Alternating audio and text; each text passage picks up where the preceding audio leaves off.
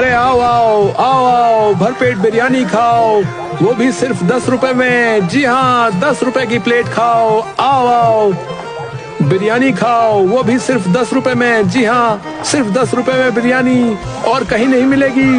आपके राज्य और आपके गांव के लिए मात्र मैं लाया हूँ 10 रुपए प्लेट बिरयानी। सुनो सुनो। ये तो मैंने पहली बार सुना है। खुशबू बड़ी अच्छी आ रही है। भैया जरा एक प्लेट बिरयानी देना। अरे ये तो बड़ी स्वादिष्ट है भाई। अच्छा एक काम करो, 5 प्लेट पैक भी कर दो। अच्छा। ऐसे ही देखते देखते उस आदमी का बिरयानी का बर्तन बिल्कुल खाली हो गया, लेकिन लोगों की भीड़ तब भी कम ना हुई। अब प्रतिदिन उस आदमी के ढाबे पर बहुत भीड़ रहने लगी। क्या कहा आपने मंत्री जी? गांव का क्या समाचार बताया आपने? कहाँ उथल पुथल हुई पड़ी है और कैसे? राजा जी, एक बिरयानी वाला आया है जो मात्र 10 रुपए प्लेट की बिरयानी बेच रहा है। हमें शक है कि वो खराब किस्म का सामान प्रयोग करता है जो लोगों के लिए हानिकारक है।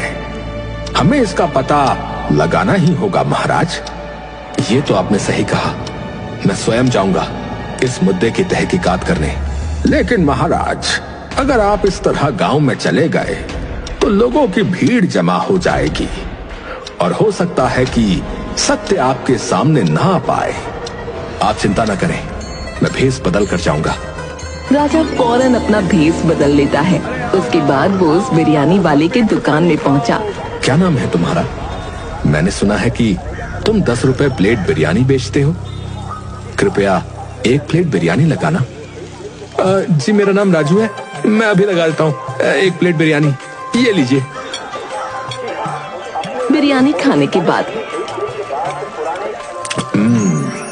अद्भुत। ऐसी बिरयानी तो मैंने अपने जीवन में कभी नहीं खाई। ये तो बहुत स्वादिष्ट है। अब लेकिन कहीं तुम इसमें कोई मिलावट तो नहीं करते ना? अरे ये सुबह सुबह कैसी बातें करते हैं आप? मैं भला मिलावट क्यों करूंगा? एक दिन अपना चेहरा ऊपर वाले को भी तो दिखाना है। भला ऐसा घाल मेल करके मुझे क्या मिलेगा? परंतु 10 रुपए प्लेट बेचकर क्या तुम्हें घाटा नहीं होता? अरे भाई, तुम्हें सुबह सुबह कोई और नहीं मिला क्या? अभी काम का समय है, बातों का नहीं।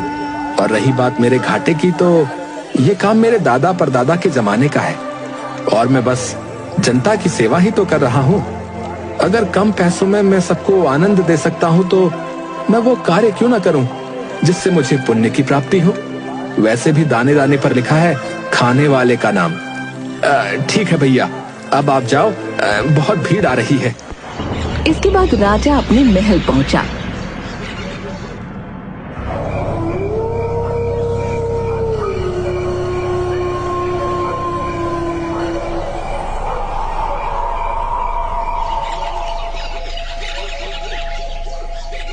अगले दिन राजा ने तहकीकात के लिए कुछ सिपाहियों को बिरयानी वाले की दुकान में भेजा। तहकीकात में उन्हें कुछ न मिला। मैंने कहा था ना कि तुम्हें मेरे किसी भी कार्य में कोई मिलावट नहीं मिलेगी। अरे मैं बहुत परिश्रम से और ईमानदारी से अपना कार्य करता हूँ। भला महाराज को मुझ पर शक क्यों हुआ, ये तो मुझे समझ नहीं आ रहा। पर मैं एक बहुत ही साधारण इंसान हूँ। तुम्हें महाराज ने राजभवन बुलाया है। इसी समय अपनी दुकान पर ताला लगाओ और हमारे साथ चलो। वो आदमी बहुत घबरा गया, लेकिन उसे सैनिकों के साथ जाना ही पड़ा।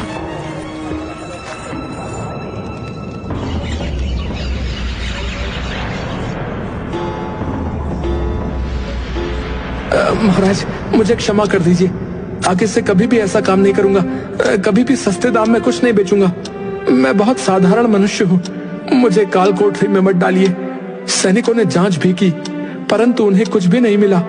और अभी तो मेरा विवाह भी नहीं हुआ है महाराज। अरे अरे, डरने की आवश्यकता नहीं है।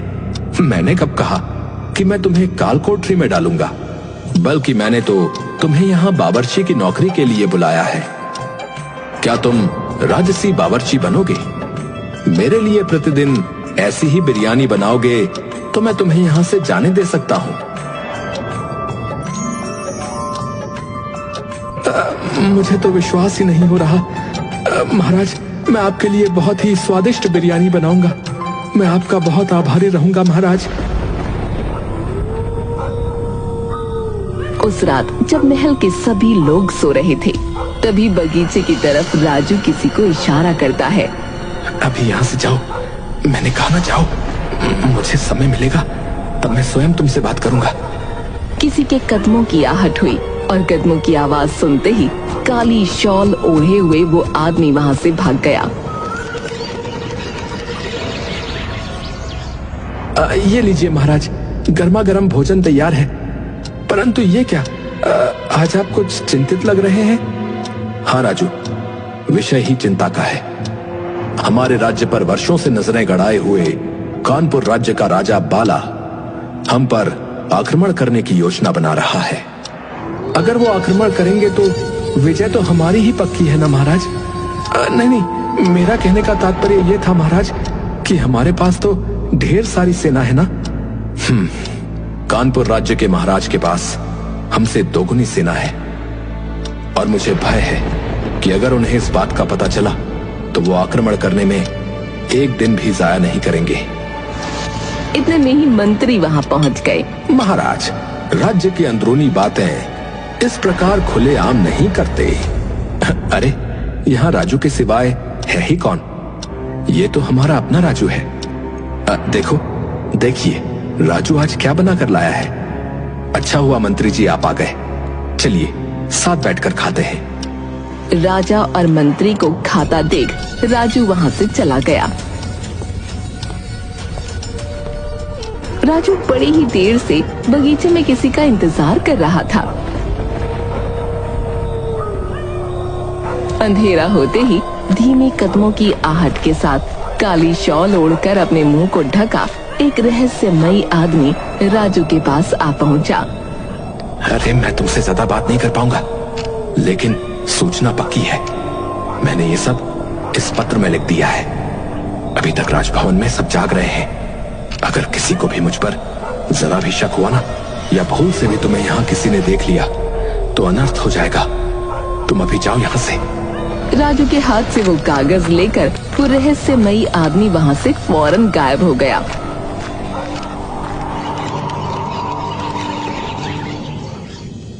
क्या बात है राजू, आज पूरे राजभवन के लिए तुमने बिरयानी बना दी। बिल्कुल वैसे ही बनाई है ना, 10 रुपए प्लेट वाली बिरयानी की तरह। इसके बाद राजू फौरन सभी को बिरयानी परोस देता है कि कुछ ही समय बाद मंत्री वहाँ दमदमाता हुआ भाग कर आया। रुक जाइए महाराज, ये बिरयानी मत खाइए। लेकिन क्यों, क्या बात है मंत्री जी। सैनिकों, फौरन इस बिरयानी वाले को बंदी बना लिया जाए। सैनिक फौरन राजू के हाथ में हथकड़ियां लगा देते हैं। अब तो बताइए मंत्री जी, बात क्या है।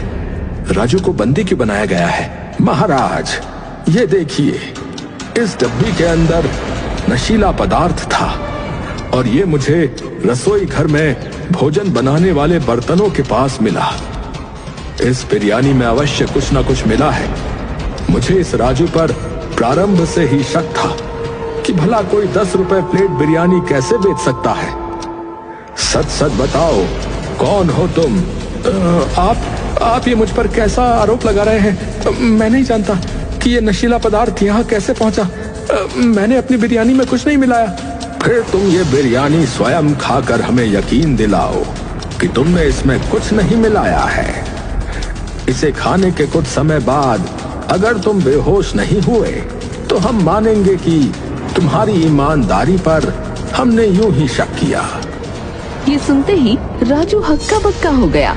उसने बिरयानी करने वाला अपने हाथों में लिया, लेकिन वो उसे मुंह तक नहीं ले जा पा रहा था। सच बताओ या मैं तुम्हारा सर धड़ से अलग कर दूं। राजू कुछ बता पाता कि इतने में ही कानपुर राज्य की सेना महल में दाखिल हुई। सिपाहियों, जल्दी से आक्रमण करो, तलवार निकालो, शत्रु ने आक्रमण किया है। सब कुछ इतना अचानक हुआ। भान सिंह और पूरा राज्य इसके लिए अभी तैयार नहीं था। कानपुर के सिपाहियों ने पूरे महल को एक शमशान बना दिया। चारों तरफ खून की नदियां बह रही थीं। लड़ते लड़ते राजा भी बहुत जख्मी हो गया। भान सिंह अपनी आखिरी सांसों तक लड़ता रहा। वो अपनी मौत के करीब था। वो अपनी आखिरी सांसें ले रहा था कि तभी उसने देखा कि मुकुल सिंह उसके पास आ रहा है। बड़े भ्राता, अच्छा हुआ आप आ गए, सहायता कीजिए। मेरे प्यारे भाई भान सिंह, कैसे हो तुम? आज मेरे हृदय को बहुत ठंडक मिल रही है। जिस तरह से पिताश्री ने मुझसे ये राजगद्दी छीन ली थी और भीख मैं तुम्हें दे दी थी, और तुमने ये सारी सत्ता, इस सारे ठाट बाट को अपनी मुट्ठी में कर लिया था, उसी तरह मैंने आज तुम्हारे जीवन को अपनी मुट्ठी में कर लिया है। सब कुछ बहुत आराम से हो जाता मेरे भाई, परंतु तुम्हारे इस मंत्री को अपनी टांग अड़ाने की बहुत आदत है ना, इसीलिए मैंने इसकी टांग ही काट दी। अच्छा खासा राजू ने तुम्हारी बिरयानी में नशीला पदार्थ मिला दिया था। सारा राजभवन नशे में सो रहा होता, और जब तुम्हारी आंखें खुलती तब तुम राजगद्दी पर मुझे बैठा हुआ देखते और यूं ही तड़पते। कह दीजिए कि ये सब कुछ झूठ है। आप तो मेरे बड़े भैया हैं, आप मुझसे प्रेम करते हैं।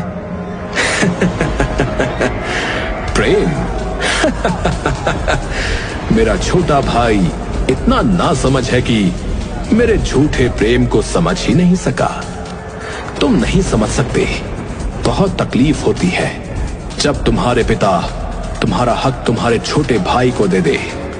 परंतु देखो, आज मैं विजयी हो गया। अगर वो सब इतने प्रेम से हो जाता, अगर पिताश्री मुझे प्रतिष्ठा से राजा बना देते, तो मुझे शत्रु राज्य से हाथ मिलाने की क्या आवश्यकता पड़ती। और इसीलिए पहले मैंने राजू को इस गांव में भेजा और इससे कहा कि वो अपनी बिरयानी को 10 रुपए प्लेट में बेचे, ताकि तुम्हारी नजर इसके ऊपर पड़े। मैं जानता था कि बिरयानी के पीछे बहुत लार टपकेगी तुम्हारी, तुम इसे राजमहल तक अवश्य ले आओगे। और वैसा ही हुआ। तुम इतने मूर्ख हो कि तुमने राजभवन और राज्य का इतना बड़ा भेद एक बावर्ची को बता दिया कि तुम्हारे पास सेना कम है।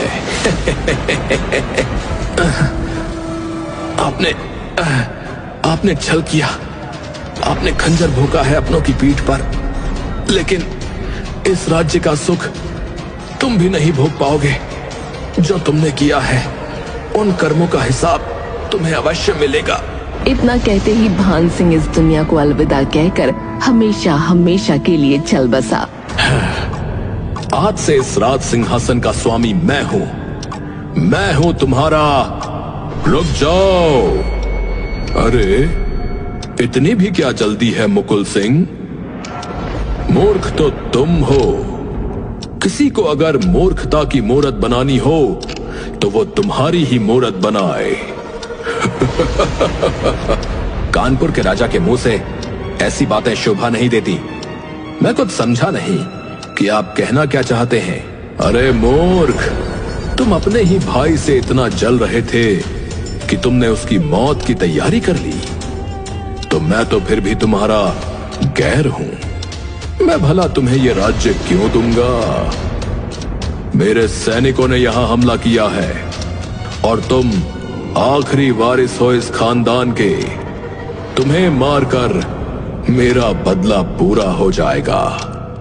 तुम्हारे पिता ने मेरे पिता को जान से मारा था, और आज देखो, मैंने तुम्हारा पूरा वंश ही मिटा दिया।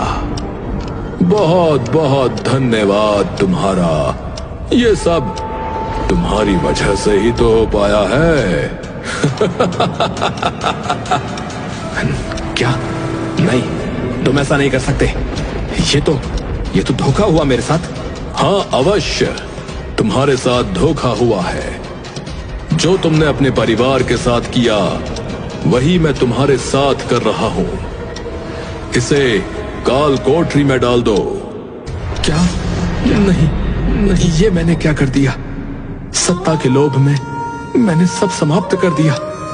मेरा भाई, मेरे पिताश्री, ये राजभवन ये राज्य, सब कुछ। अपने ही पापों के बोझ तले मुकुल तड़प तड़प कर काल कोठरी में अपनी मौत की प्रार्थना करता रहा। पूरे राज्य में सत्ता पलट की घोषणा कर दी गई। पूरे राज्य में हाहाकार मच गया। 10 रुपए प्लेट बिरयानी राज्य को बहुत महंगी पड़ गई।